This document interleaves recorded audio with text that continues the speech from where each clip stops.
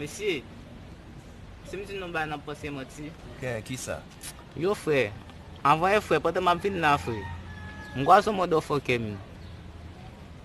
Ka lachte dlo men, men pou moun nan lachte dlo an, on dum yo bal plen men. On dum 12 bogi, tou konen fel ban 13 fre. Tale, nan ten wap pase moun. 12 bogi. Pane gare mesye, li foulel. Tale. Potan nan, li foulel. Li fel pran 13 bogi? Oui, li foulel. Yo, nan ten sa pase moun la men. Boko diyan la monshe. Ou sonje lem tabal nan Franstan? Oui, men. Avyon te monte ya men, te gen bloki san le ya. Mwen a mwen nan propos interesant bay. Mwen desan sounya jo kari mwen mal fe selfie. Mwen aple de fe selfie dek avyon al kite men. Pas gran histoire. Mesye, panan ap pale la.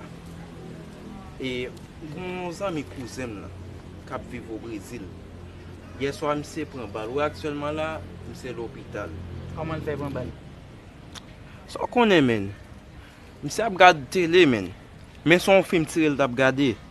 E pi bandi a tiron bal de akte a. Bal la pa pran akte a. Lal frape non mi. Te kwa mse lal pran? Ket, kado parol mese. Mese sa boko an yen. Avoye mwen aksidan mese sa tris. Ki sa ki te base? On machin nou men ki fwa bon patne men. Machin nan krasi patne. Te kwa apre machin nan finale. Mse leve, mse gade plak machin nan. Mse di ok, map jija avote de.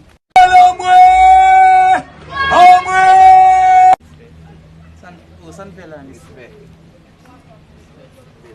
San e gyo fem la nis? Di basi nou kon bay moti.